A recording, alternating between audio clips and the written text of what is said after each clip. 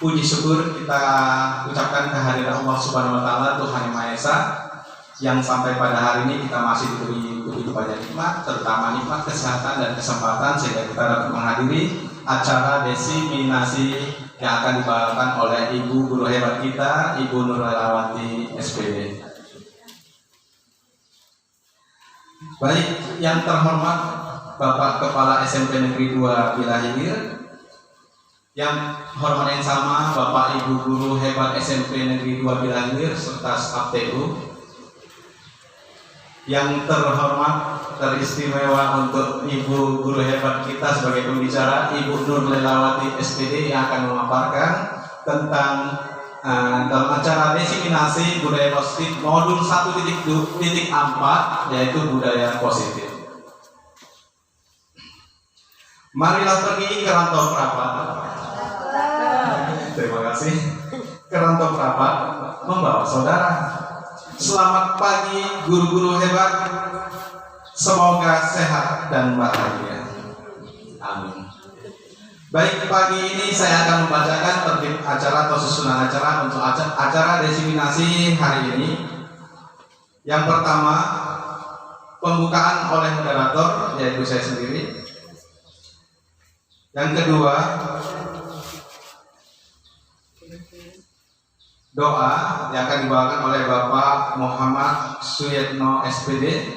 Kemudian yang ketiga, penampilan dari anak-anak didik kita, dari siswa-siswi SMP Negeri 2 Bilahilir, kolaborasi tari dan lagu profil pelajar Pancasila. Yang keempat, kata sambutan dari Kepala SMP Negeri 2 Bilahilir. Yang kelima, acara inti yaitu desiminasi aksi nyata modul 1.4 budaya positif dengan pembicara Ibu Guru hebat kita, yaitu Ibu Nur Lelawati SPD. Yang keenam, tanya jawab, dan yang ketujuh, penutup. Baik, acara yang pertama yaitu pembukaan dari saya sendiri. Baik, kita masuk acara yang kedua yaitu doa. Kepada Bapak Muhammad Suyetno SPD kami persilakan dengan segala hormat.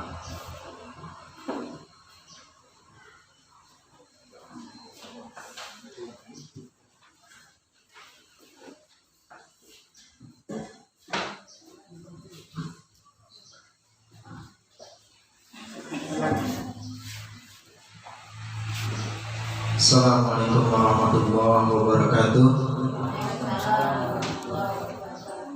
Izinkan saya membawakan doa secara Islam. Kemudian kepada rekan-rekan yang beragama lain, mohon untuk mengikuti sesuai keyakinannya. A'udzubillahi minasyaitonirrajim. Bismillahirrahmanirrahim. Alhamdulillahirabbil alamin wassalatu wassalamu ala asrofil anbiya'i wal mursalin wa ala alihi wa sahbihi rasulillahi asma'in. Hamdan yuwafi wa ni'amahu wa yukafi mazidah.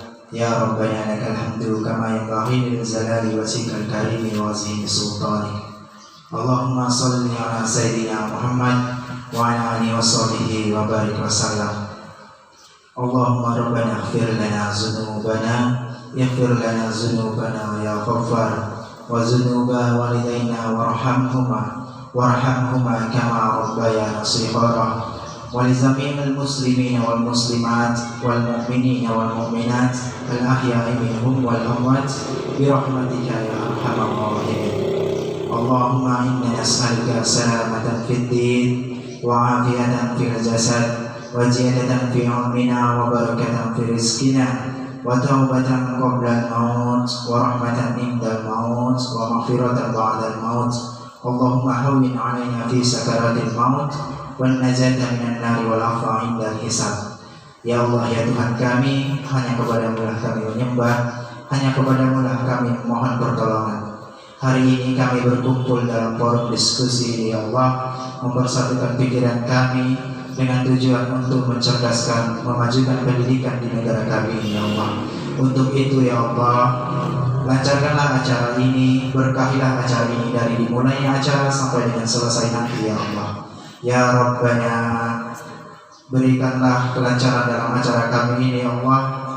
Tunjukkanlah sesuatu hal yang benar kepada kami, dan tunjukkanlah sesuatu hal yang salah kepada kami ya Allah. Semoga kami bisa menjalaninya dengan penuh keyakinan kami ya Allah. Rabbana zalamna anfusana wa illam taghfir lana wa tarhamna lanakunanna minal khasirin.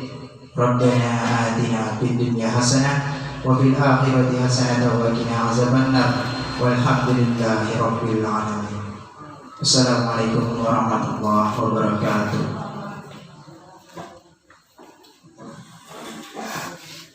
Ya, terima kasih kepada Bapak Muhammad Suyatno SPD yang telah membacakan doa kita semua agar mendapat keberkahan dan kelancaran untuk acara hari ini. Baik, kita masuk ke acara yang ketiga, yaitu penampilan dari siswa-siswi SMP Negeri 2 Bilahilir, yaitu kolaborasi tarian dan lagu Profil Pelajar Pancasila. Kepada Nana, silakan ambil tempat, Nak.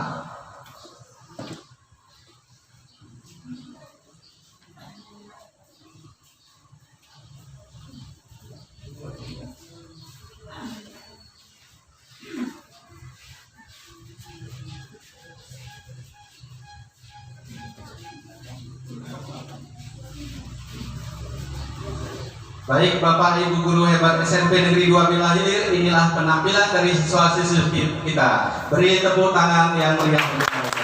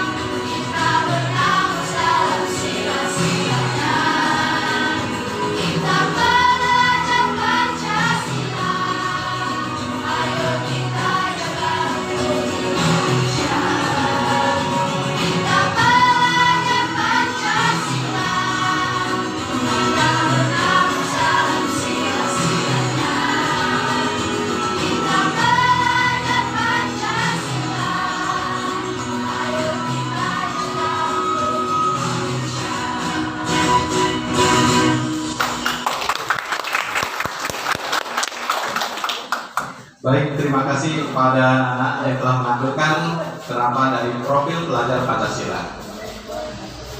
Baik, sangat luar biasa penampilan dari anak didik kita. Mudah-mudahan penerapan Profil Pelajar Pancasila dapat diterapkan di sekolah SMP Negeri 2 Bilahilir. Baik, acara yang selanjutnya itu sambutan dari Bapak Kepala SMP Negeri 2 Bilahilir. Kepada Bapak kami persilakan dengan segala hormat.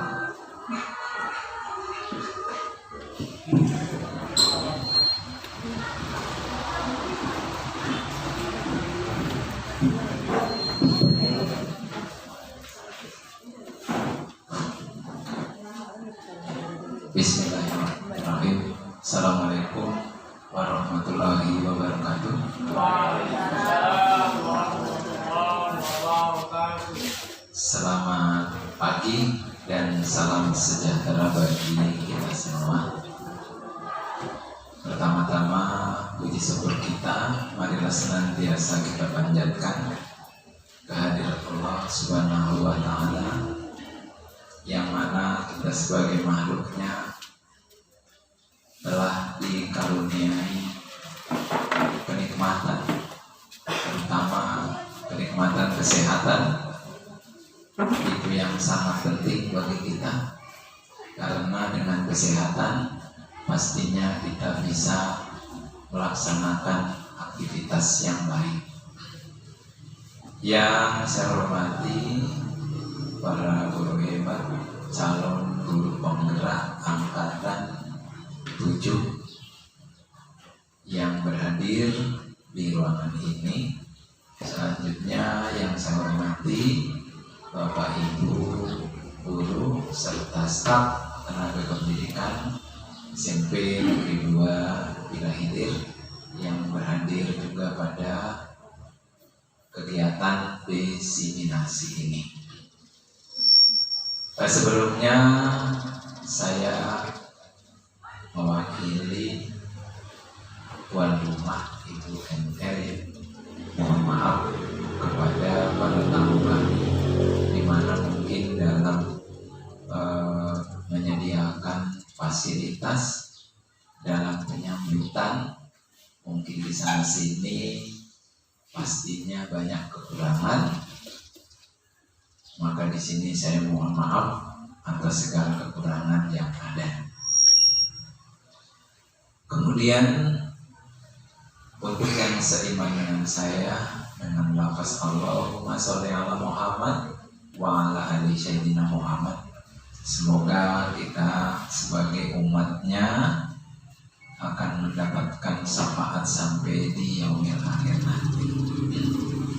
Bapak Ibu CGP dan juga Bapak Ibu guru yang saya hormati, pada kesempatan ini sesuai dengan judul kita mengadakan kegiatan diseminasi modul 1.4 budaya positif. Kalau dilihat dari judulnya, mohon maaf NR ya, sekedar amal informasi untuk kita bersama. Diseminasi ini adalah berupa penyampaian informasi ya, kepada individu atau kelompok dengan tujuan agar diperoleh informasi yang nantinya akan menjadi suatu kesadaran, menjadi bisa dimanfaatkan oleh yang diberi informasi. Kemudian budaya positif. Di sini sedikit menginformasikan bahwasanya kita sebagai guru sekarang adalah kita kan sebagai pengisi botol kosong. Maksudnya apa? Maksudnya mungkin ada anggapan bahwa kita sebagai guru adalah mengisi botol kosong dengan sesuatu supaya botol itu menjadi penuh. Dalam hal ini botol itu adalah anak atau peserta didik kita. Nah, itu anggapan dari awal. Padahal dalam konteksnya bukan seperti itu. Kita ada sebagai fasilitator. Jadi guru sekarang adalah merupakan fasilitator bagi peserta didik kita. Kalau yang namanya fasilitator itu bukan berarti kita mengisi saja, tetapi kita memfasilitasi potensi-potensi apa yang ada pada peserta didik kita supaya potensi itu bisa berkembang. Maka dari itu kita dalam kurikulum Merdeka kita tidak dituntut untuk menghasilkan siswa-siswi itu sesuai dengan keinginan kita atau keinginan kurikulum. Tetapi bagaimana memfasilitasi peserta didik tersebut supaya potensi-potensi apa yang ada di diri peserta didik itu bisa berkembang sesuai dengan kehendaknya. Itulah pengertian daripada pembelajaran yang merdeka. Maka dari itu saya secara pribadi dan menganjurkan kepada rekan-rekan kami di sekolah ini, silakan kembangkan potensi yang ada pada diri anak. Tidak harus seorang anak mampu untuk menguasai seluruh mata pelajaran secara maksimal. Tidak bisa guru matematika memaksakan supaya seluruh siswa ini bisa melakukan atau memecahkan suatu soal yang diberikan oleh guru. Tetapi di sana ada tahap perkembangan. Bagi yang belum paham, maka cukup dia diantar menjadi paham.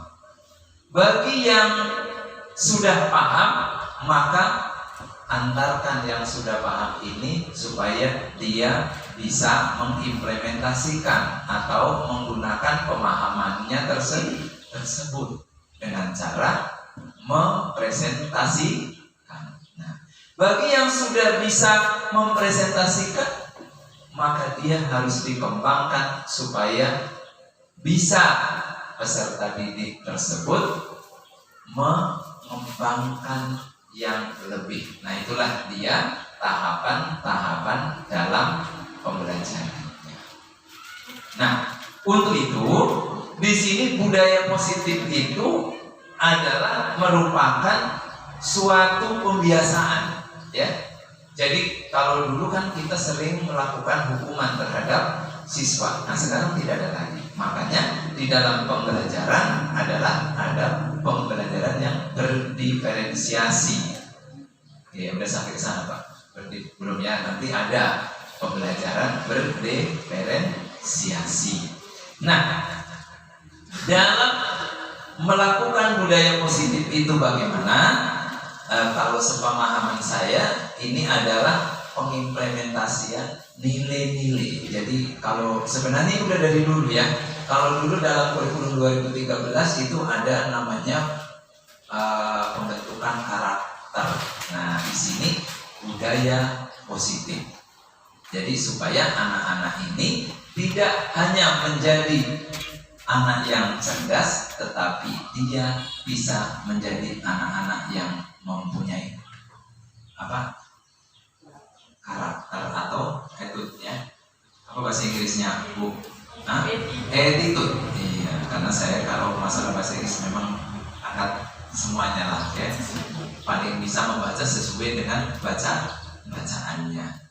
Oke, jadi mungkin hanya itu saja. Mudah-mudahan nantinya apa yang akan dijelaskan atau yang akan dipaparkan oleh Bu NR nantinya bisa kita implementasikan di dalam pembelajaran kita di sekolah ini, dan tujuannya ke depan akan menjadi sesuatu yang menjadi awal yang baik di dalam perubahan pendidikan khususnya di SMP Negeri 2 Bilahilir.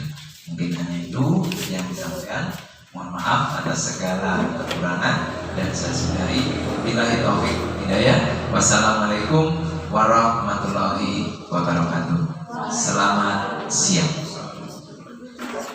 Ya, terima kasih kepada Bapak Kepala SMP Negeri 2 Bilahilir yang telah memberikan beberapa arahan pencerahan kepada kita semua tentang desiminasi, tentang budaya positif, tentang guru sebagai fasilitator, bahkan sampai tahap-tahapan pembelajaran yang harus dilakukan oleh seorang guru.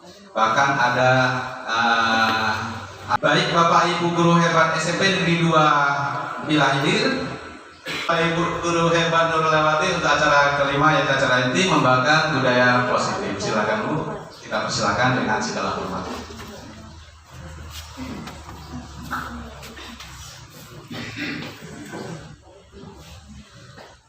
Assalamualaikum warahmatullahi wabarakatuh.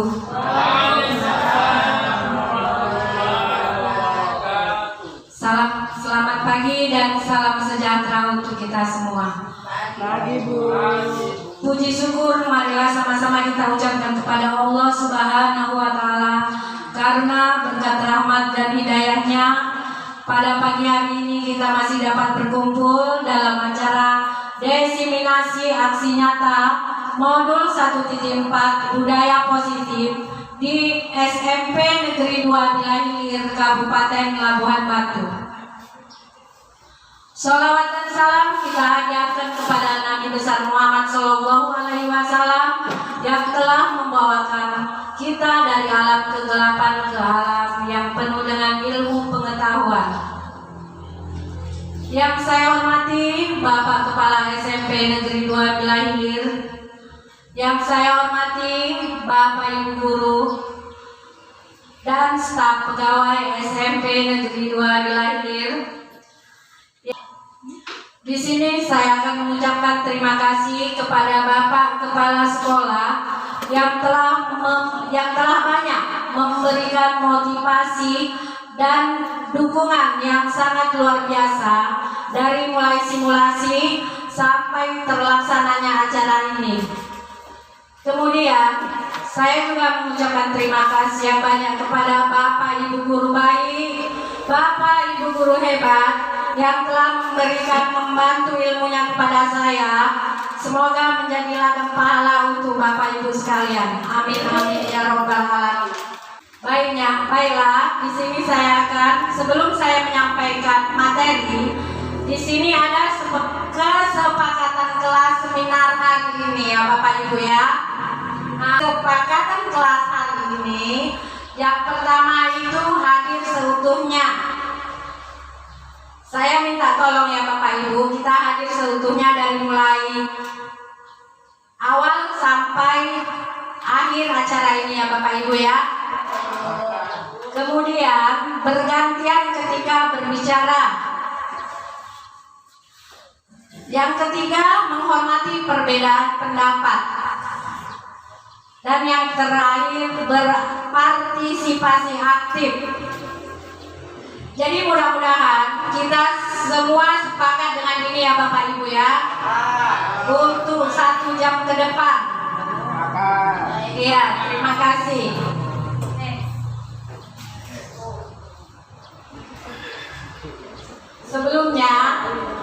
Sebelum kita ke materi budaya positif, terlebih dahulu kita masuk ke modul 1.1 ya. Kita kaitkan dulu dengan Ki Hajar Dewantara ya Bapak Ibu.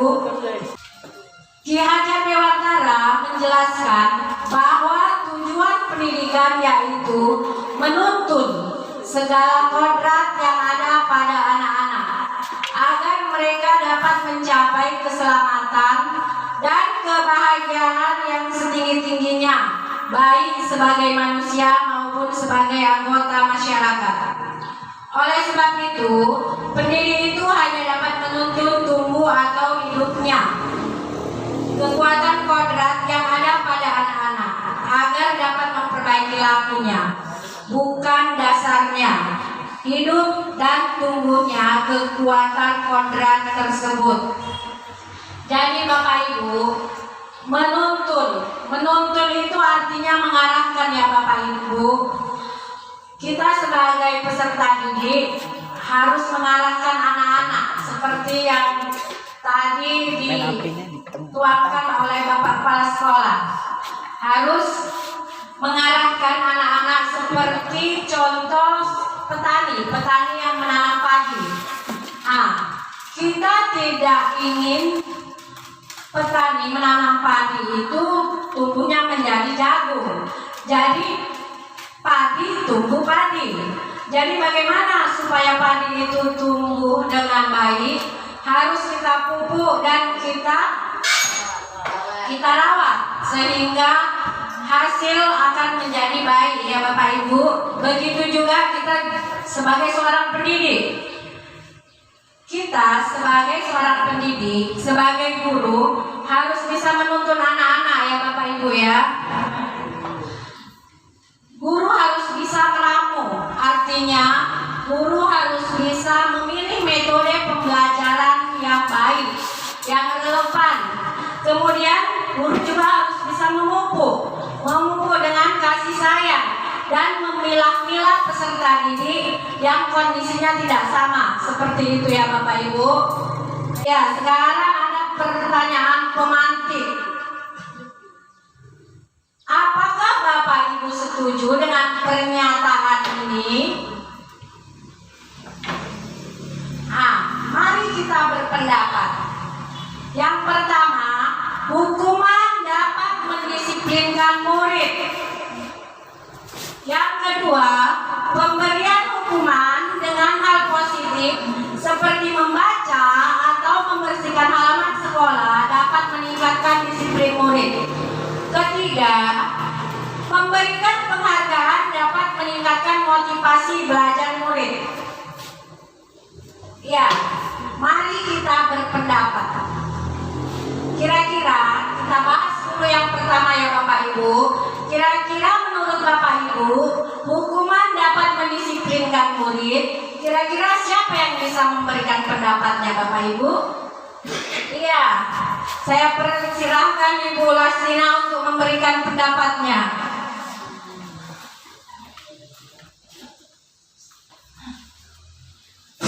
Baiklah, waktu yang diberikan kepada saya ucapkan terima kasih kepada Ibu NR. Saya mencoba untuk memberikan pendapat tentang nomor 1, hukuman dapat mendisiplinkan murid atau anak gitu.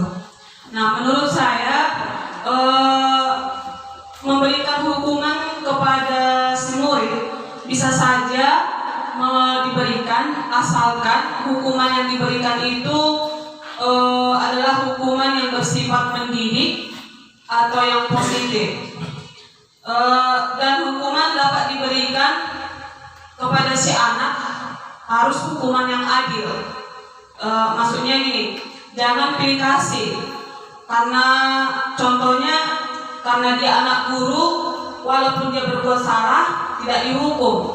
Sementara yang satu lagi tidak ada siapa-siapa di sekolah ini, orang tuanya bukanlah guru, maka si anak tersebut dihukum kalau berbuat salah. Jadi kalau menurut saya, berikanlah hukuman yang adil kepada si anak. Dan hukuman yang diberikan itu contohnya kalau si anak berbuat salah, ada baiknya dulu si guru bertanya kepada si anak, mengapa dia melakukan kesalahan itu, baru diberikan hukuman. Itu kalau menurut saya. Ya, terima kasih Ibu Lastina. Beri tepukan untuk Ibu Lastina. Kemudian, ya hukuman itu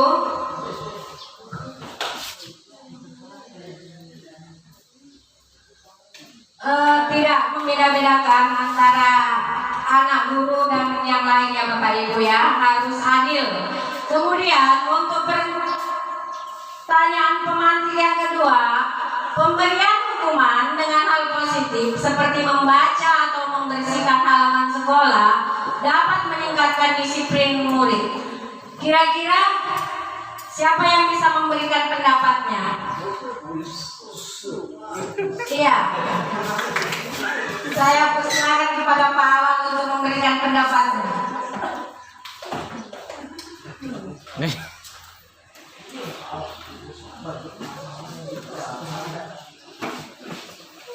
Ya baik, terima kasih kepada Ibu Nurlela yang telah memberikan kesempatan kepada saya untuk memberikan suatu pendapat dari pertanyaan pada poin yang kedua mengenai pemberian hukuman dengan hal positif seperti membaca atau membersihkan halaman sekolah dapat meningkatkan disiplin murid.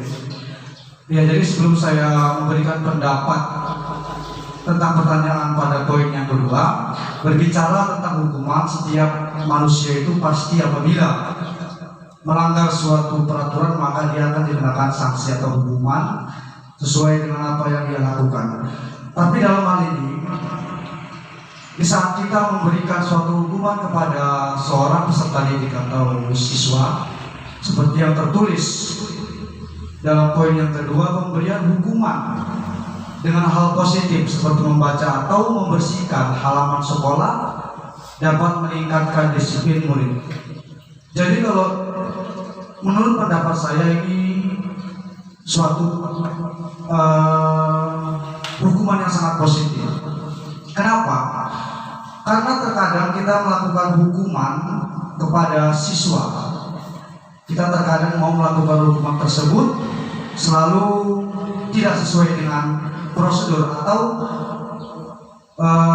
konsep yang harus diterima oleh siswa tersebut. Oleh karena itu, yang dilakukan dalam poin yang kedua, memberikan hukuman seperti membersihkan halaman sekolah itu merupakan hal yang positif. Ya, sebenarnya kalau ada sebuah penambahan, misalnya mencuci WC, membersihkan pekarangan sekolah yang tidak hanya dalam halaman, di luar dari pekarangan sekolah, tapi masih dalam pekarangan sekolah seperti di luar pagar, itu hal yang positif. Jadi menurut saya, apa yang kita lakukan ini untuk menjadi contoh bagi peserta didik atau siswa-siswa yang lain, agar mereka itu tahu bahwasanya setiap yang mereka lakukan apabila melanggar peraturan yang berlaku di lingkungan sekolah, maka akan dikenakan sanksi dari sekolah tersebut. Baik, ini saja pendapat dari saya kembalikan kepada Ibu Nurlela. Terima kasih. Iya, beri tepuk tangan untuk pahlawan. Iya, pemberian hukuman yang dalam hal positif itu sangat baik ya Bapak Ibu ya. Sekarang kita masuk yang ketiga, memberikan penghargaan dapat meningkatkan motivasi belajar murid. Siapa yang kira-kira yang bisa memberikan pendapatnya? Iya.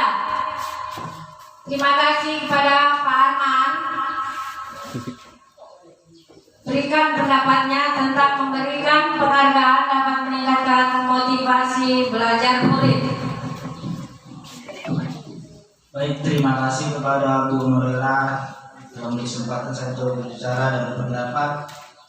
Menurut saya pribadi, memberikan penghargaan dapat meningkatkan motivasi belajar murid itu saya sangat setuju dan penting. Karena apa? Karena dapat meningkatkan kepercayaan diri mereka atau tepatnya siswa-siswi yang kita ajari dan menumbuhkan motivasi belajar serta mengembangkan diri.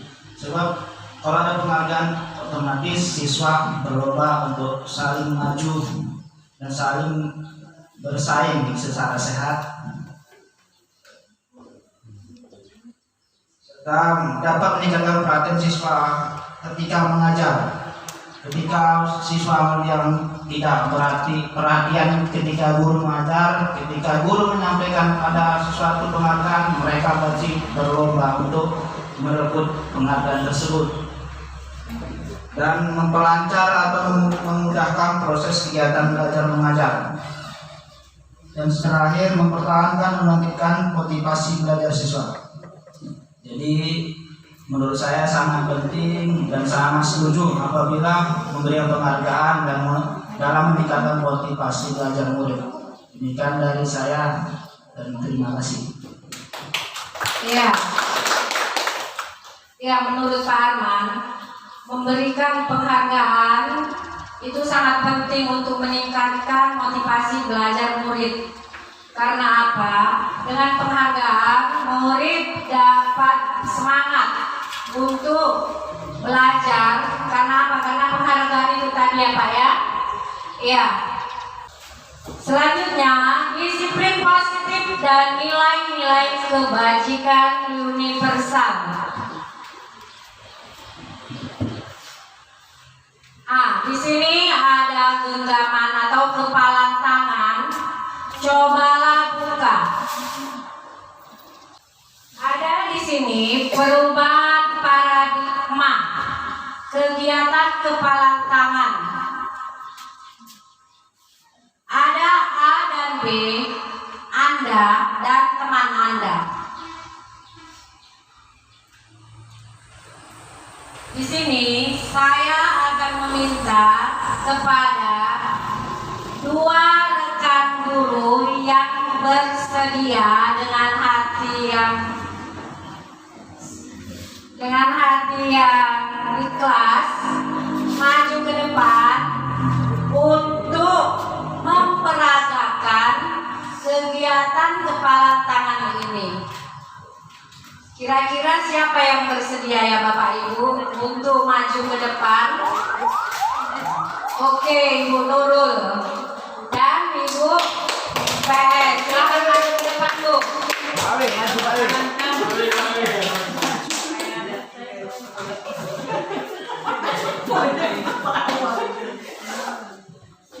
Jadi di sini Ibu Nurul berperan sebagai si B, sedangkan Ibu PS berperan sebagai si A. Ya Bu ya. Jadi caranya sobelah secari kertas kecil, tuliskan sesuatu atau benda yang sangat berharga bagi Anda. Letakkan di salah satu tangan Anda dan genggam benda tersebut dengan segala daya. Buatlah sebuah kepalan ya Bapak ya Ibu. Kemudian teman Anda si B akan mencoba sekuat tenaga dengan berbagai cara untuk meminta benda tersebut.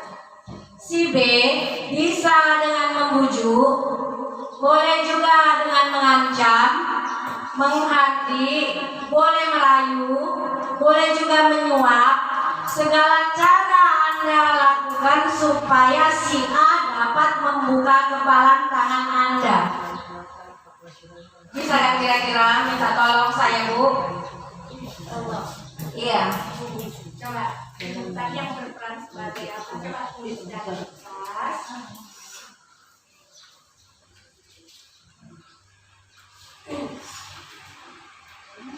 Ya, tulis.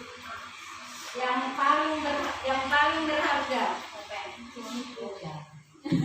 Yang paling berharga. Satu. Ya.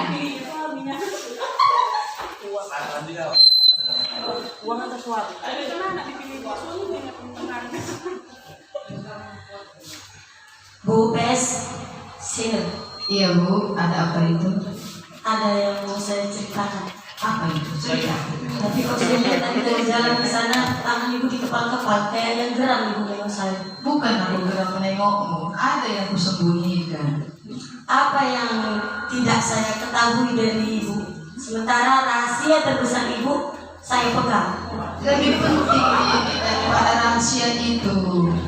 Yang betul lah. Betul. Ceritalah apa yang mau kau ceritakan. Aku gak bisa cerita kalau ibu gak buka kepala tangan ibu. Gak bisa aku buka kepala tanganku. Berharga ini bagiku. Lebih berharga dari rahasia yang saya pegang. Iya, lebih besar rahasia ini. Gini loh, Apa itu? sebelum aku cerita, buka dulu. Janganlah. Biar nanti kalau kau buka aku kasih kau uang. Berapa kau kasih sama aku? Mau berapa kalau yang penting bisa kau buka tangan. Tapi gak berharga uangku selain isi dari tanganku ini. Berarti lebih berharga isi tanganmu daripada uangku. Iya. Atau yang lain yang kau tawarkan. Nanti ku ajaklah kau makan bakso aku yang bandari. Gak bisa juga. Udah dengar? Betul? Iya. Yakin? Apalagi nih, ku bukakan ya semua rahasiamu ya. Jangan kawan dengan kita. Jangan. Kita kan kawan. Oke, ya berikut. Ya, kira-kira apa yang terjadi Bapak Ibu? Iya, kira-kira apa yang terjadi?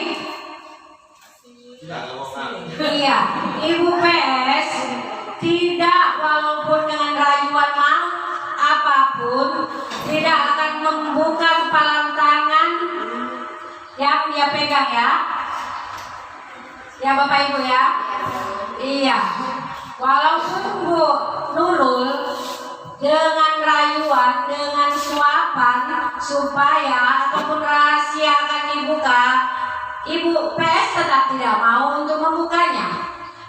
intinya dengan berbagai cara, tetap tidak akan dibuka kepala tangan UPS-nya. Ya, sesungguhnya dalam hal ini siapa sesungguhnya yang memiliki kontrol? Siapa sesungguhnya yang memiliki kendali ya Bapak Ibu ya? Iya, siapa yang bisa menjawab ini Bapak Ibu? Ada yang bisa? Siapa yang memiliki kontrol dalam hal ini? Kira-kira siapa yang bisa? Iya, saya persilakan kepada Bu Suwantri untuk menyampaikan pendapatnya.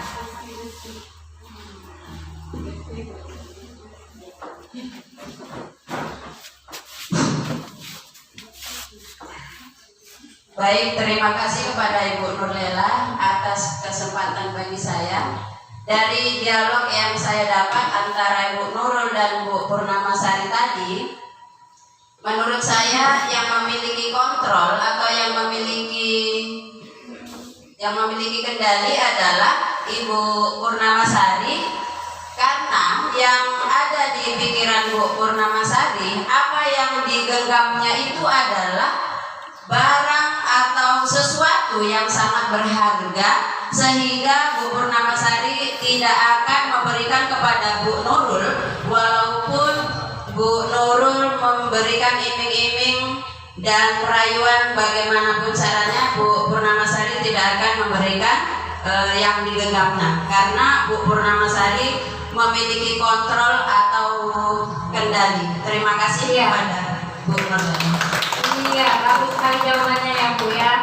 Karena bagaimanapun ya Bapak Ibu, yang memiliki kendali itu yang menggenggam tangan. Intinya ya Bapak Ibu, kita sebagai guru tidak bisa memaksa murid untuk berbuat sesuatu sesuai dengan yang kita inginkan ya Bapak Ibu ya. Jikalau murid tersebut memilih untuk tidak mau melakukannya ya. Iya, di sini ada teori kontrol menurut Dr. William Glasser. Ada 4 ilusi teori kontrol menurut Dr. William Glasser. Yang pertama, ilusi guru mengontrol murid. Maksudnya di sini kita tidak dapat memaksa murid untuk berbuat sesuatu jika murid tersebut tidak memilih untuk tidak melakukannya ya Bapak Ibu. Kemudian yang kedua, ilusi bahwa semua penguatan positif, efektif dan bermartabat. Maksudnya itu adalah usaha kita untuk mengontrol murid tersebut dengan cara yang positif. Yang ketiga, Ilusi apa Bapak Ibu? Ilusi itu adalah angan-angan ya Bapak Ibu atau hayalan. Bahwa kritik dan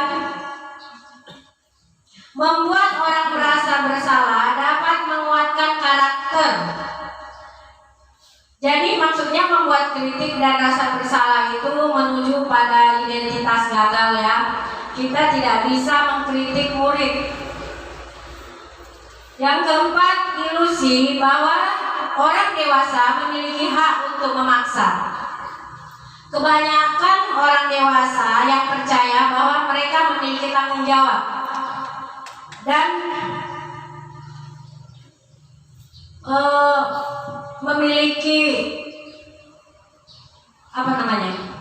memiliki tanggung jawab untuk berbuat supaya murid itu berbuat sesuai dengan apa yang kita inginkan. Jadi itu tidak bisa ya orang dewasa memaksa atau guru memaksa murid untuk mengikuti sesuai dengan apa yang kita inginkan ya Bapak Ibu ya.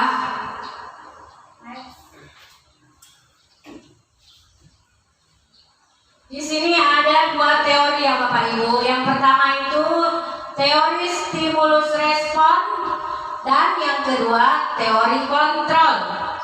Di dalam teori stimulus respon, di situ ada realitas.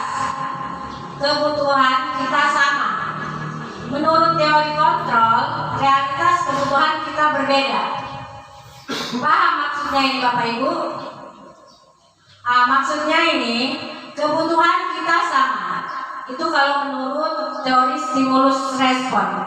Kita sebagai pendidik datang ke sekolah, tujuan kita itu untuk mengajar. Iya kan Bapak Ibu? Iya. Jadi kita menuntut agar tujuan anak datang ke sekolah itu untuk belajar. Itu kalau menurut stimulus respon. Jadi kita harus menuntut siswa supaya mempunyai kebutuhan yang sama dengan kita. Kita mengajar, siswa belajar.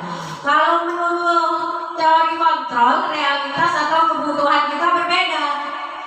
Kita datang ke sekolah itu untuk mengajar, sedangkan mungkin tujuan siswa datang ke sekolah itu berbeda-beda. Kemungkinan yang pertama itu untuk bersenang-senang, yang kedua untuk berjumpa dengan teman, ketiga untuk supaya dikasih uang jajan sama orang tuanya. Banyak tujuan mereka ya. Itu menurut teori kontrol. Yang kedua, semua orang melihat hal yang sama. Kalau menurut teori kontrol, setiap orang memiliki gambaran berbeda. Jadi setiap orang pasti memiliki pandangan yang berbeda-beda ya Bapak Ibu ya. Ketiga, kita mencoba mengubah agar berpandangan sama dengan kita. Kalau menurut teori kontrol, kita berusaha memahami pandangan orang lain tentang dunia. Jadi jangan paksakan pandangan orang dengan kita ya Bapak Ibu ya. Kemudian, perilaku buruk dilihat sebagai suatu kesalahan. Itu kalau teori stimulus respon. Kalau teori kontrol, semua perilaku memiliki tujuan. Jadi, kita tidak boleh menyalahkan anak-anak yang tertawa terbahak-bahak di kelas. Itu merupakan kesalahan ya Bapak Ibu ya. Mereka tertawa terbahak-bahak mungkin memiliki tujuan. Selanjutnya, orang lain bisa mengontrol saya. Kalau teori kontrol, hanya Anda yang bisa mengontrol diri Anda. Saya bisa mengontrol orang lain. Anda tidak bisa mengontrol orang lain. Yang terakhir, model berpikir menang kalah. Model berpikir menang-menang. Kita beranggapan ya Bapak Ibu, kita sebagai guru itu pastinya dalam menghadapi masalah kita itu berpikir kita harus menang dan siswa itu harus kalah. Sedangkan kalau menurut teori kontrol itu guru dan siswa harus menang-menang.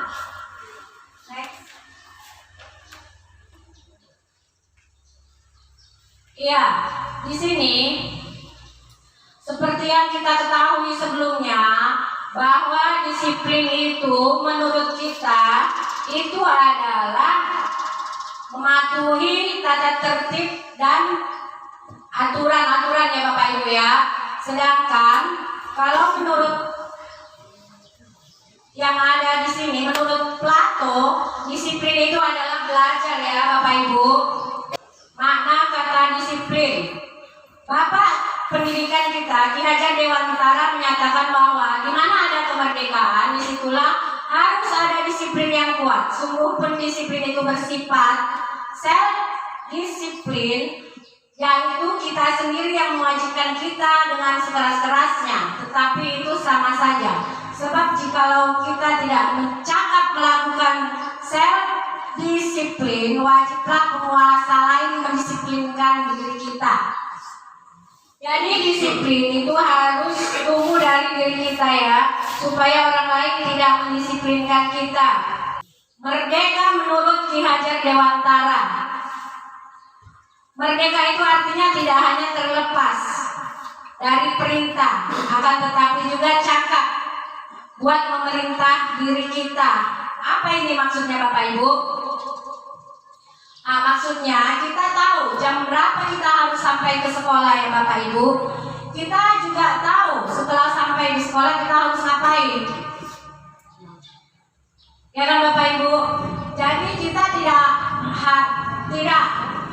menunggu perintah. Kita sampai sekolah Bapak Ibu, ayo kita masuk ke kelas.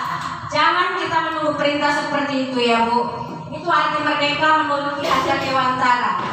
Lanjut. Nah, sebelumnya. Ya, teori motivasi, hukuman, penghargaan, dan restitusi. Nah, di sini kita akan belajar teori motivasi, hukuman, penghargaan, dan restitusi. Next. Iya, hukuman dan penghargaan. Di sini ada sebuah kasus ya Bapak Ibu. Tolong kita baca sama-sama ya Bapak Ibu. Nadine. Siapa Nadine Bapak Ibu? 71. Iya, kelas 71. Iya. Kenal Ibu Ros ya. Nadine kurang menguasai pelajaran bahasa Indonesia.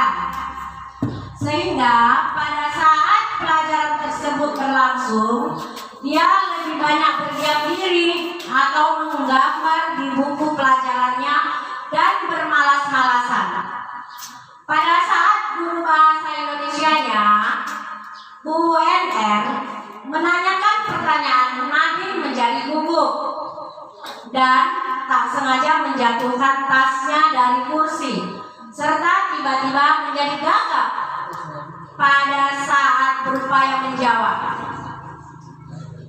Seluruh kelas pun tertawa melihat perilaku Nadine yang bicara tergagap dan terkejut tersebut. Bu NR pada saat itu membiarkan teman-teman Nadine menertawakan Nadine yang tergagap dan malu luar biasa, dan malahan minta Nadine untuk maju ke depan dan berdiri di depan kelas, mengangkat salah satu kaki sambil menunjuk hidungnya karena tidak bisa menjawab pertanyaan Bu NR. Kelas menjadi gaduh dan anak-anak pun tertawa melihat Nadine di depan kelas memegang ujung hidungnya. Itu bagaimana kasus tersebut Bapak Ibu?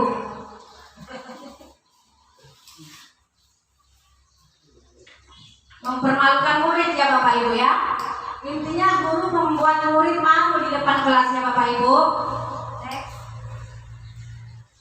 Iya. Apakah Anda setuju dengan tindakan Bu NR terhadap Nadine? Ya, kira-kira apakah Bapak Ibu setuju dengan tindakan Bu NR terhadap Nadine? Mengapa? Siapa yang bisa kira-kira menyampaikan pendapatnya? Iya, Ibu Dumora, silakan Ibu.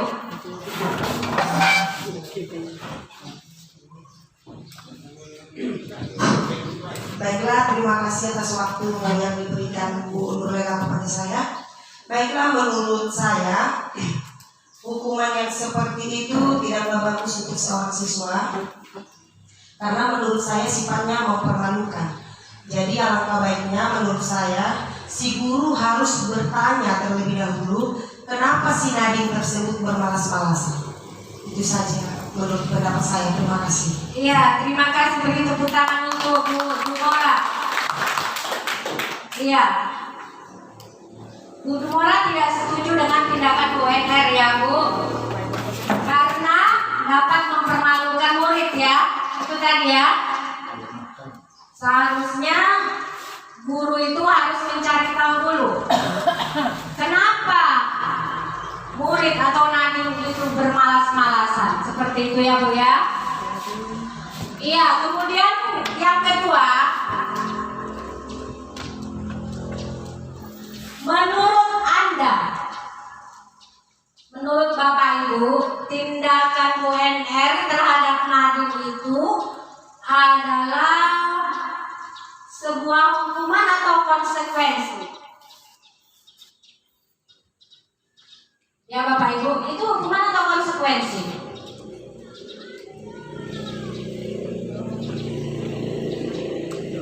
Halo Bapak Ibu, hukuman atau konsekuensi? Iya, hukuman. Iya, siapa kira-kira yang bisa memberikan pendapatnya?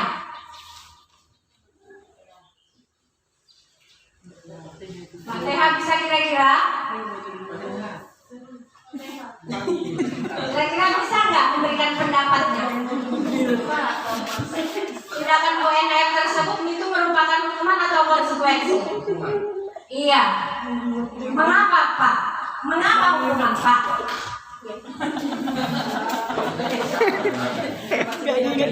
Terima kasih atas kesempatan yang diberikan kepada saya untuk menjawab tindakan Bu NR terhadap tadi adalah sebuah hukuman atau konsekuensi. Menurut saya hukuman. Kenapa tidak pantas seorang guru itu memberikan hukuman ya secara fisik maupun secara mental? Kita harus membangkitkan semangat anak biarpun dia itu banyak kesalahan dia, tapi bagaimana mencari solusi, mengembangkan minat belajarnya bagaimana, ya Bu ya. Jadi kita tidak boleh menghukum anak dari hukumannya dulu saya. Di depan, kemudian angkat kaki sebelah, angkat kaki, tunjuk hidung. Oh itu nggak boleh Bu, itu mematahkan semangat anak. Tapi kita seorang guru membangkitkan semangat anak bagaimana dia tertarik belajar. Tadi sudah disampaikan oleh Ibu DS, kita cari solusinya. Kira-kira apa? Mengapa dia seperti itu? Sering tidak mengerjakan tugas. Jadi oleh karena itu kita memberikan pendekatan kepada anak kita yang kita ajari. Terima kasih. Iya, sangat luar biasa jawabannya ya Pak ya. Iya, intinya sejatinya seorang guru tidak boleh langsung memberikan hukuman ya, yang kurang mendidik kepada siswa ya Pak ya Bu ya. Cari dulu solusinya ya. Kemudian next. Iya, di sini kita akan melihat apa itu hukuman dan apa itu konsekuensi ya Bapak Ibu ya. Hukuman itu bersifat tidak terencana atau tiba-tiba.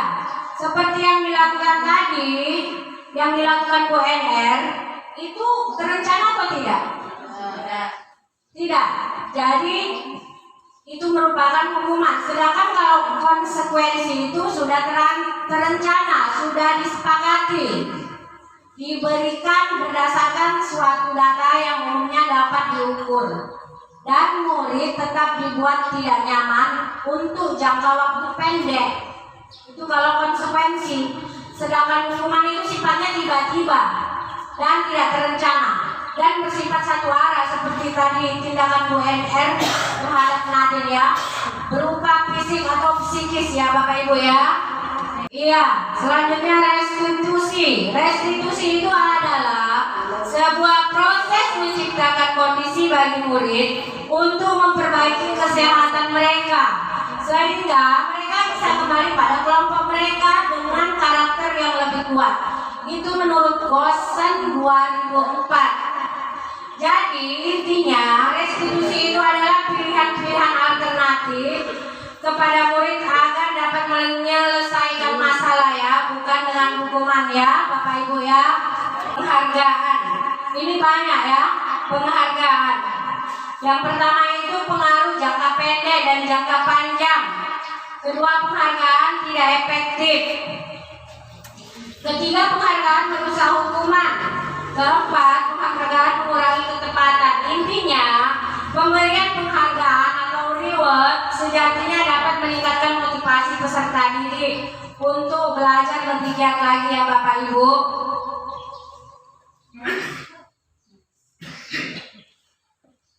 Selanjutnya dihukum dengan penghargaan. Saat kita berulang kali menjanjikan hadiah kepada anak-anak agar berperilaku bertanggung jawab, atau kepada seorang murid agar mempelajari sesuatu yang baru, atau kepada seorang karyawan agar melakukan pekerjaan berkualitas, kita sedang berasumsi bahwa mereka tidak dapat melakukannya atau mereka tidak akan memilih untuk melakukannya. Jadi itu merupakan penghargaan ya Bapak Ibu ya. Di sini ada sebuah tindakan guru ya, tindakan guru ini mungkin sering kita lakukan ya Bapak Ibu selama ini. Itu merupakan merupakan konsekuensi atau hukumannya Bapak Ibu.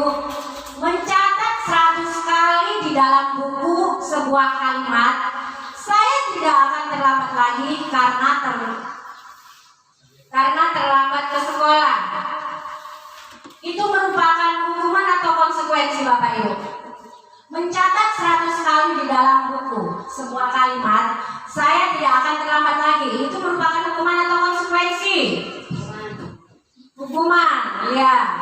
Yang kedua, lari mengelilingi lapangan basket 2 kali karena terlambat hadir ke sekolah. Itu merupakan hukuman atau konsekuensi? Hukuman. Yang ketiga, murid diminta untuk push up 15 kali karena tidak menggunakan masker ke sekolah. Itu hukuman atau konsekuensi Bapak Ibu? Konsekuensi? Iya, konsekuensi atau hukuman? Iya, khusus untuk mata pelajaran penjas itu merupakan konsekuensi apa ya?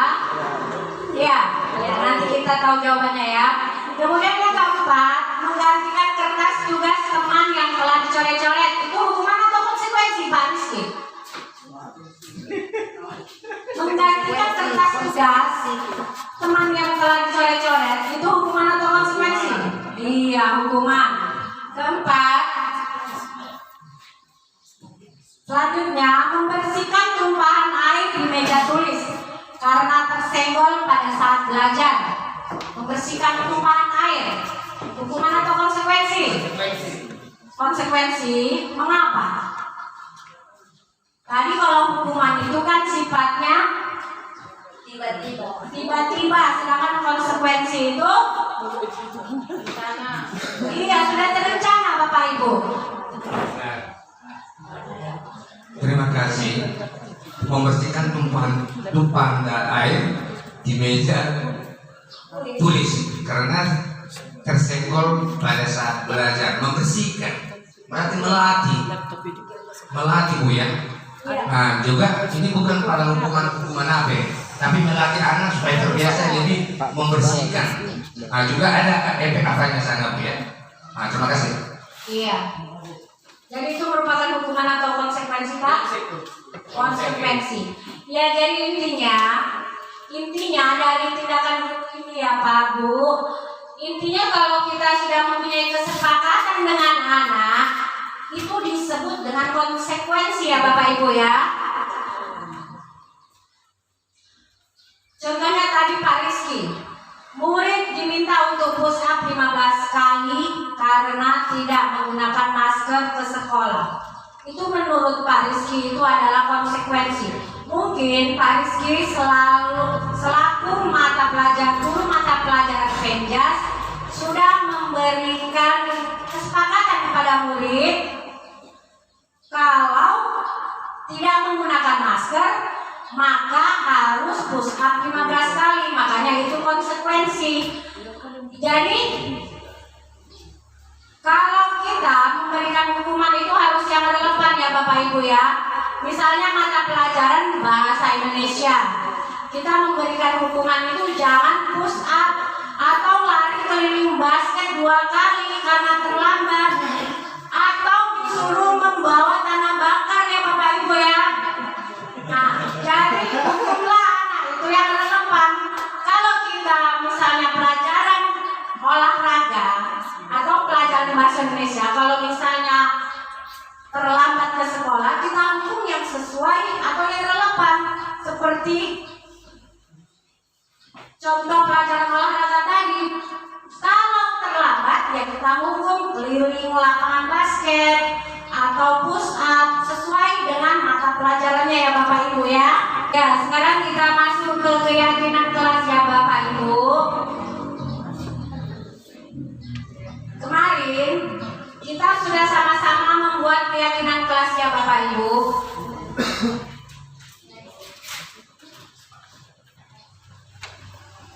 Ya, mengapa tidak peraturan saja? Mengapa harus keyakinan kelas? Siapa yang kira-kira bisa menjawab ini? Mengapa tidak peraturan kelas? Mengapa keyakinan kelas?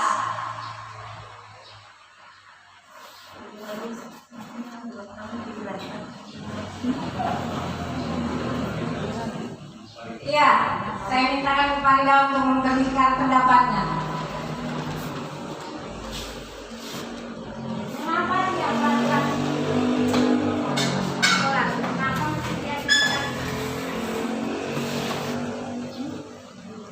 Baik, terima kasih untuk kesempatan yang diberikan oleh Ibu Nurmawati. Baik Bapak Ibu, izinkan saya memaparkan pemikiran saya. Kenapa keyakinan bukan peraturan? Yang pertama, kalau dia peraturan bersifat satu arah, artinya penguasa yang mengkontrol kita. Sedangkan keyakinan itu akan membuat atau menciptakan atau membangun motivasi intrinsik dari orang yang berbuat.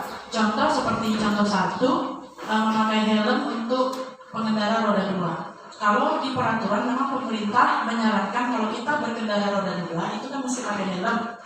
Memang mereka menciptakan itu untuk safety, untuk keamanan kita. Namun kalau kita hanya memakai helm berdasarkan peraturan, maka yang terjadi kalau ada polisi atau ada tilang saja kita memakai helm.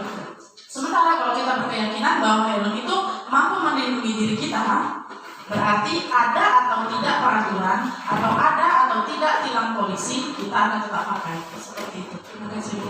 Ya, terima kasih. Ibu Farida. Ya, intinya ya Bapak Ibu ya, keyakinan kelas itu sifatnya lebih abstrak ya, lebih ringkas. Sedangkan kalau peraturan kelas itu lebih rinci dan konkret ya Bapak Ibu. Nah, itu ada 2 buah contoh peraturan kelas dan keyakinan kelas.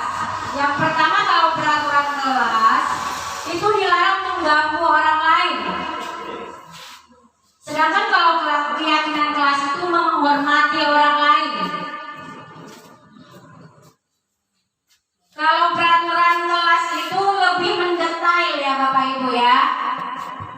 Sedangkan kalau keyakinan kelas itu lebih abstrak, lebih padat dan jelas, menghormati orang lain. Kemudian hadir di sekolah 15 menit sebelum pembelajaran dimulai. Nah, itu kan panjang kali kan Bapak Ibu kan? Hadir di sekolah 15 menit sebelum pembelajaran dimulai. Keyakinan kelas lebih padat dia, kata-katanya dipadatkan. Disiplin waktu, cukup begitu aja. Disiplin waktu.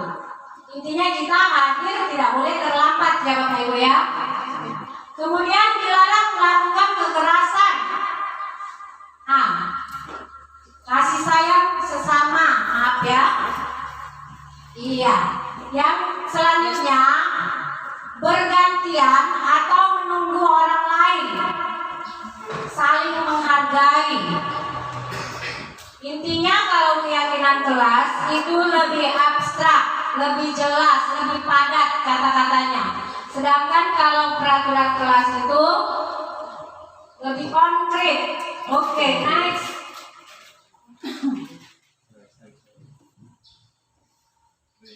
Di situ ada sebuah lingkaran dan banyak lingkaran-lingkaran kecil ya Bapak Ibu. Nampak itu tulisannya Bapak Ibu? Nampak? Iya. Yang lingkaran paling kecil itu adalah peraturan kelas. Kemudian di atasnya keyakinan kelas. Baru setelah itu lingkungan positif. Baru yang terakhir lingkaran yang besar itu merupakan budaya positif. Jadi ada lingkaran mulai dari yang terkecil terlebih dahulu, dari mulai peraturan kelas sampai ke budaya positif, dan akhirnya menciptakan lingkungan yang positif dan terbentuknya disiplin positif di sekolah.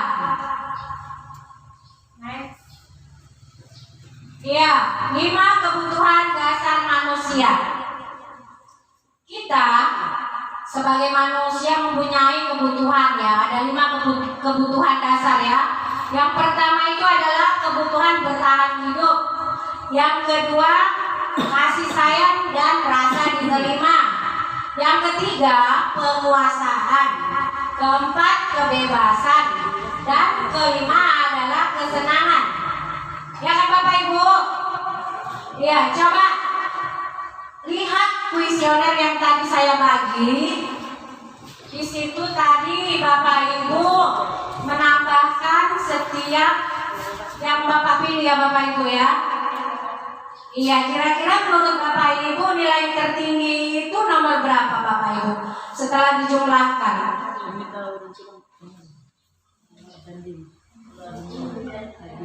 Iya, untuk Ibu Suwantri itu nomor 20 dan 40 itu nomor tertinggi.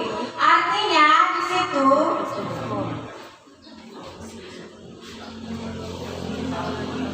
20 sampai 40 ya Ibu. Yang nilai paling tinggi. 11 sampai 20. Iya, 11 sampai 20. Sama 31 sampai 20. Ada 2 ya Bapak Ibu.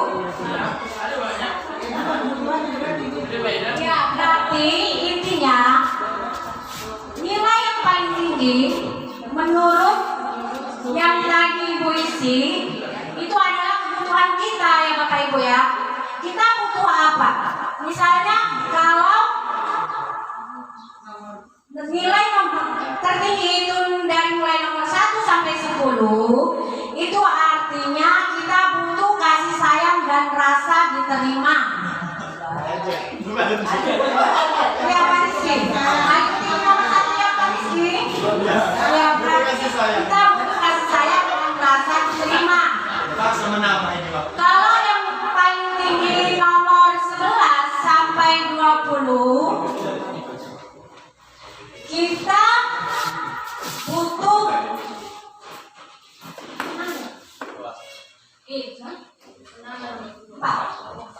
butuh penguasaan. Sedangkan kalau nilai tertinggi nomor 31 sampai 40 kita butuh kebebasan.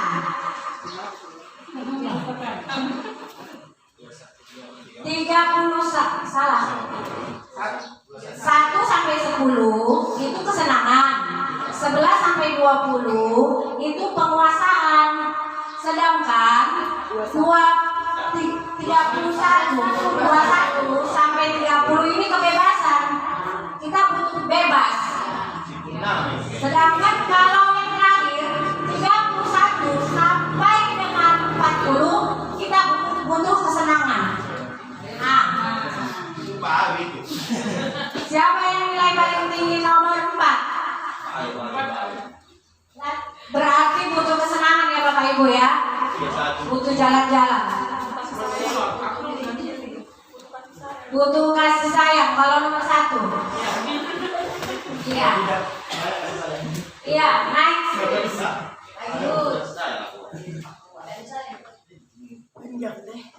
Iya, ini 5 posisi kontrol guru ya.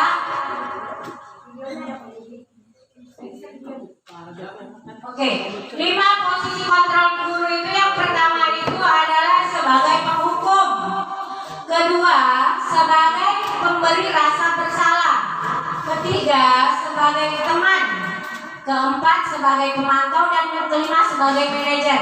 Coba sama-sama kita perhatikan atau kita simak videonya ya Bapak Ibu. Yang pertama sebagai penghukum. Naren, sini kamu. Selalu terlambat. Kamu deh, pasti terlambat. Maaf Bu, saya Apa Cok? Alasanmu apa lagi? Pasti kamu tidak terlambat. Malas sekali ya kamu jadian. saya Dasar pelas. Yang kamu katap sih kamu. Sudah berapa kali terlambat? Sana, keliling lapangan basket. Kali. kenapa saya harus bebas Bu? Tepat. Pemulaanku. Berani ngejawab. Sudah terlambat. Masih berani pula. Keliling lapangan basket. 6 kali sekalian. Biar kamu cepat. Pergi sana ke lapangan basket. Ya, selanjutnya video yang kedua kita tampilkan ya, pembuat rasa bersalah.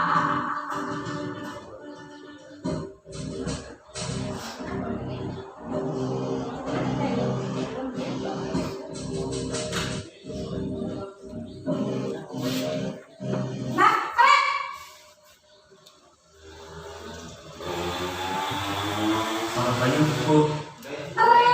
Aren, kamu kenapa atau hina? Ya tuh, Aren, kamu senang ya bikin ibu susah? Kalau kamu lambat pagi, ibu ditegur kepala sekolah, nak. Tanpa ibu dia membina kamu. Tuh, gimana ini? Maaf Bu. Bagusnya Aren. Nah, Ren, kamu suka ya kalau ditegur bapak kepala sekolah?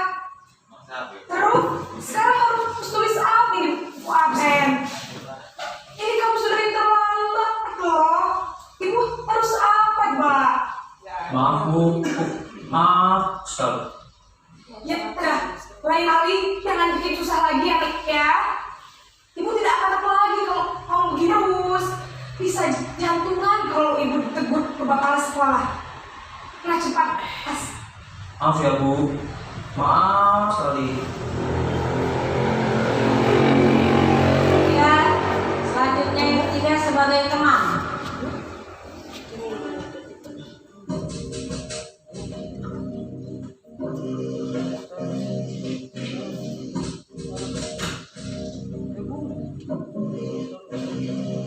Naren,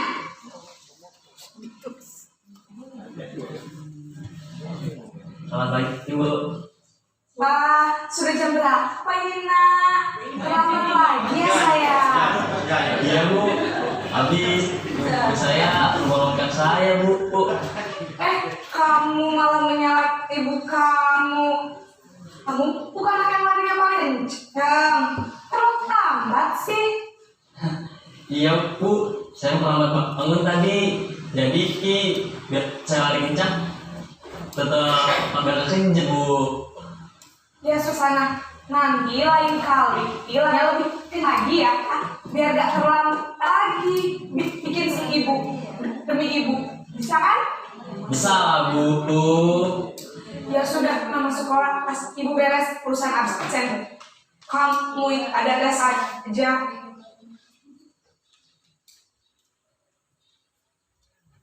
Lanjut, keempat sebagai pemantau.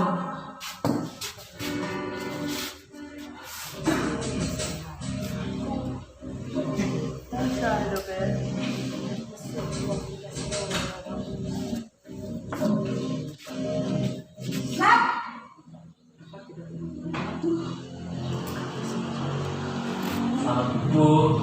Nah, apa peraturan sekolah kita? Jam berapa kita harus masuk sekolah, nak? Kita harus di sekolah jam Bu. Iya betul, sekarang kan sudah 7 dulu. Nah sudah tahu konvensinya, jika Mbak hadir. Paham Bu. Saya harus tinggal keluar pas jam istirahat 20 menit. Iya benar, konvensinya demikian. Jadi nanti jam 9.30 pas istirahat, kamu harus lebih kelar tugas tambahan untuk ketinggalan kamu ya. Baik Bu. Ya, dan yang terakhir sebagai manajer.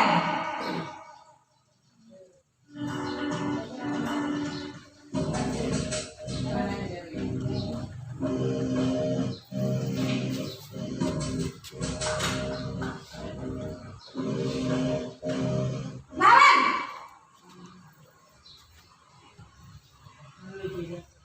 Selamat pagi Bu. selamat pagi Naren. Maaf, saya terlambat. Iya, sekolah masuknya jam 7, sekarang jam 7.20. Jadi sekarang bagaimana ya, Ren? Maaf Bu. Saya lupa secara saya semalam. Baiklah, menurut kamu keyakinan sekolah yang mana yang perlu tingkatkan? Menghargai diri sendiri dan orang lain mungkin ya Bu. 7. Jadi, apakah Ren yakin Ren saling menghormati tersebut? Iya Bu, saya pengennya. Apakah Ren bersedia masalah pelambatan ini? Iya, Bu. Bagaimana kamu perbaiki masalah keterlambatan ini?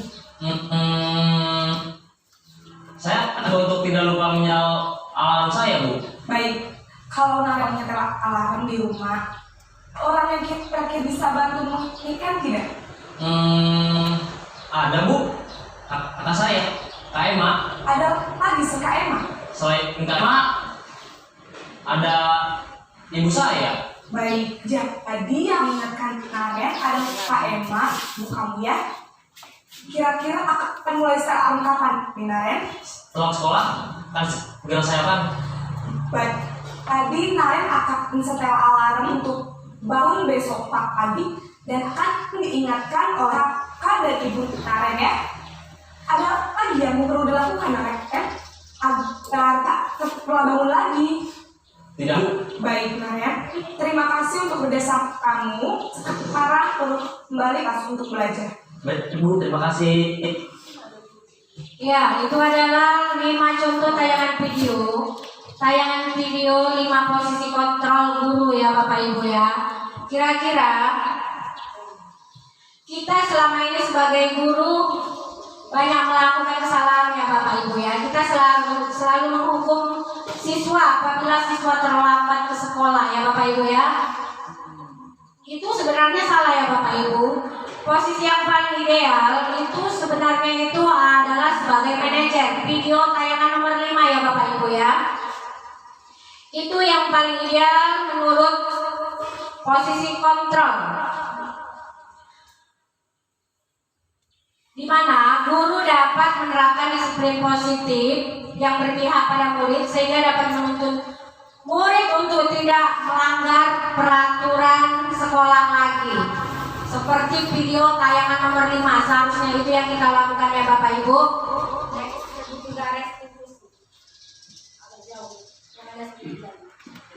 Iya.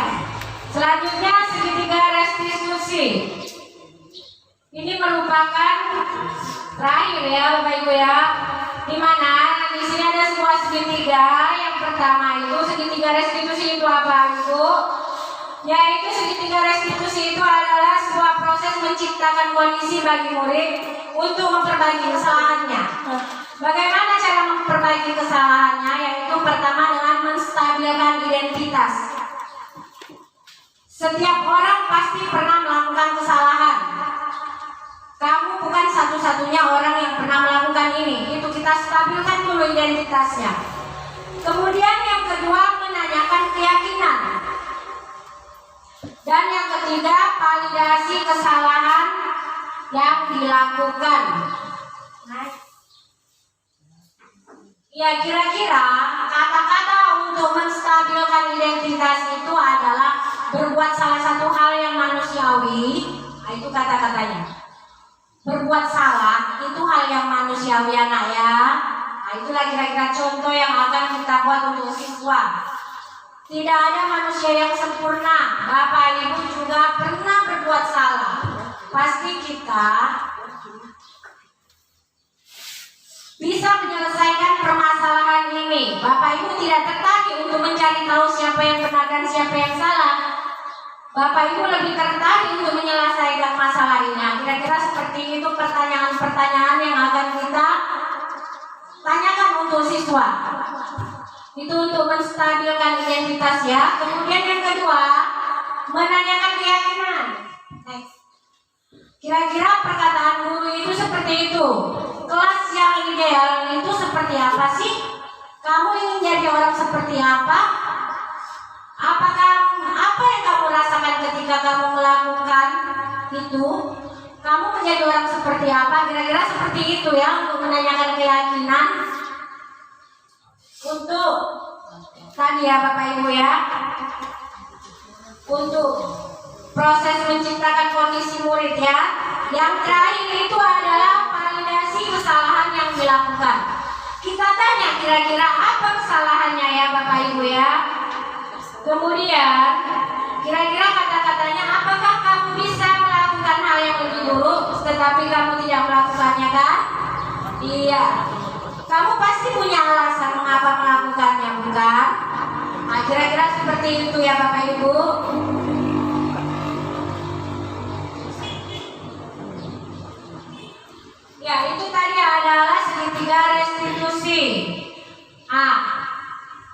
Selanjutnya, setelah segitiga restitusi, maka materi untuk disiplin positif pada siang hari ini telah selesai. Mari kita merefleksi diri ya. Mari kita merefleksi diri untuk pembelajaran kita pada siang hari ini.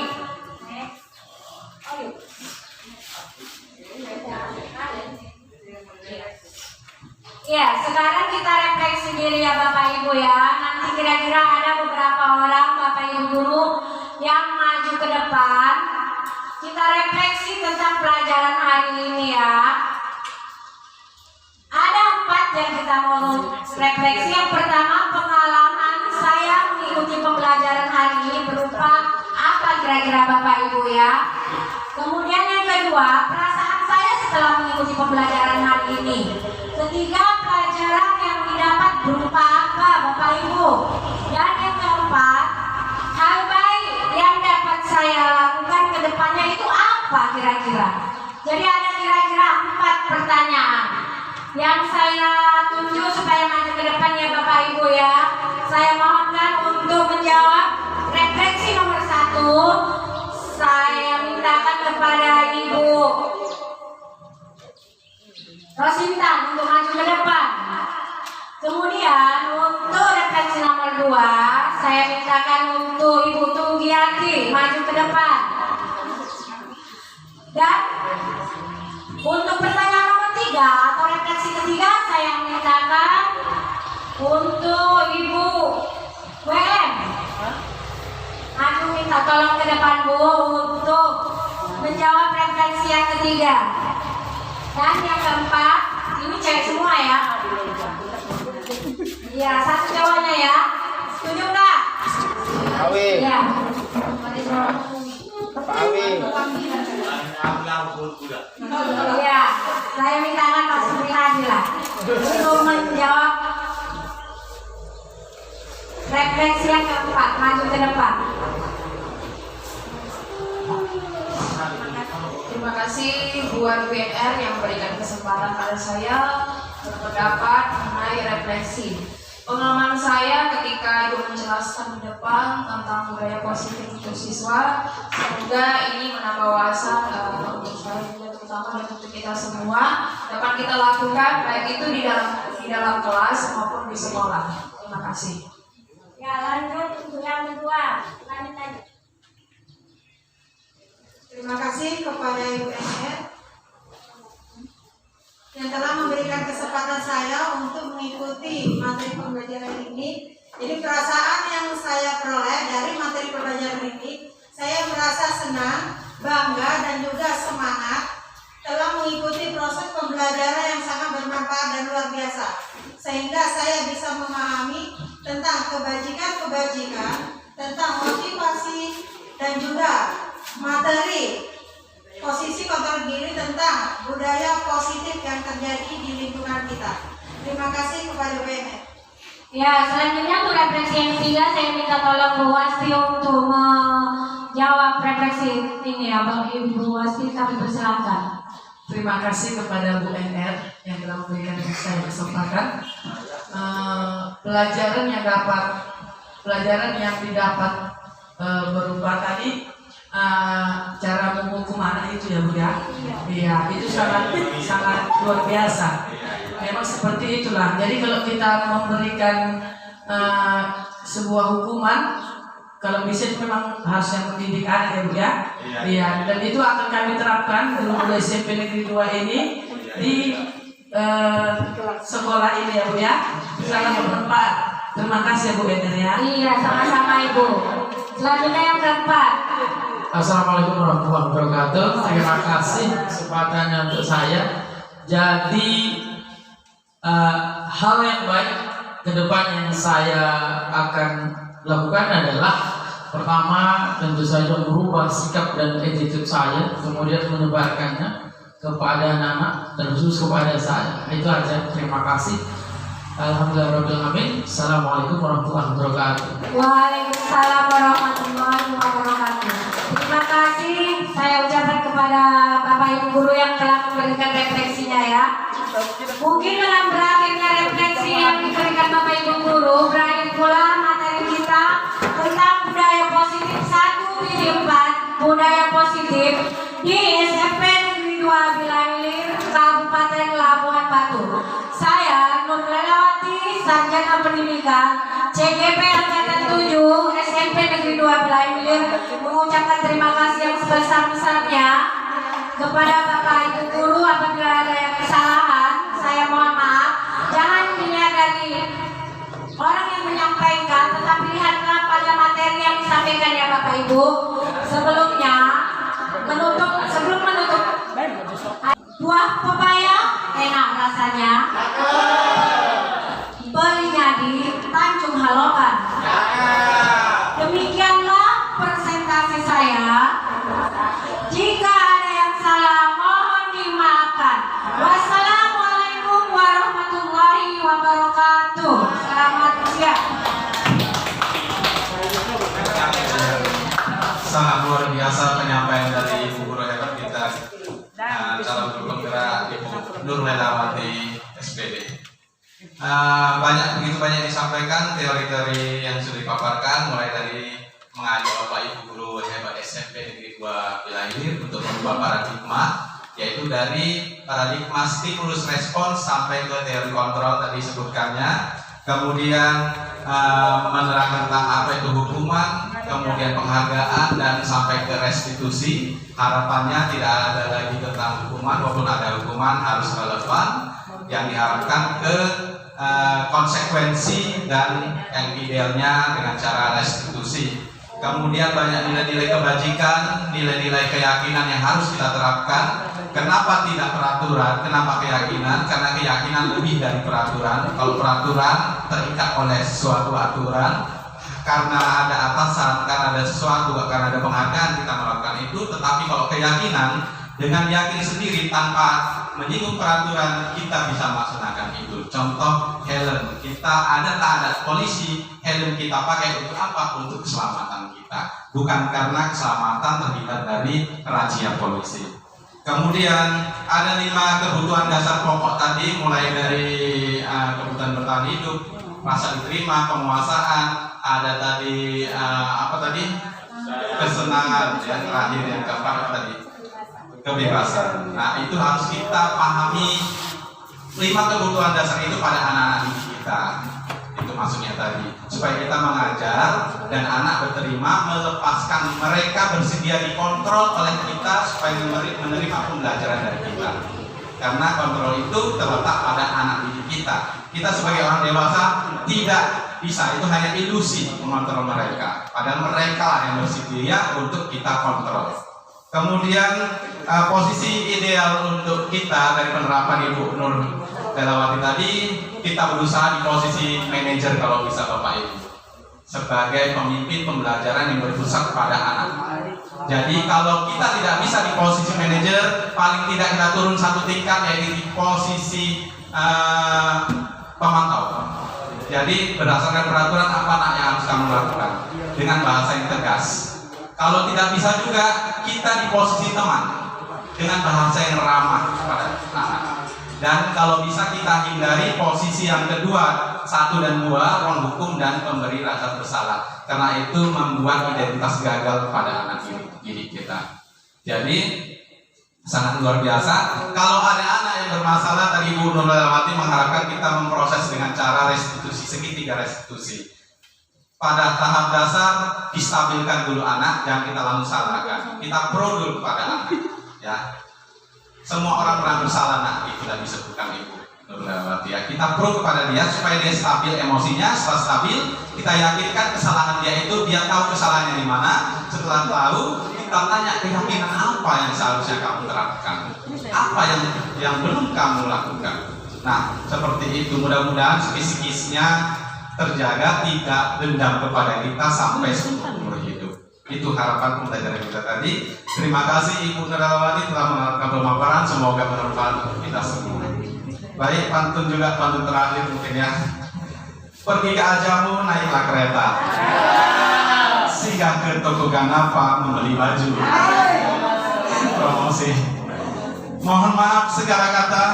Semoga acara ini membuat SMP Negeri 2 bila hilir menjadi maju. Panenlah padi bergoni-goni, padi dijual untuk arisan. Saya akhiri acara ini, terima kasih, semoga berkesan. Assalamualaikum warahmatullahi wabarakatuh, salam sehat dan bahagia.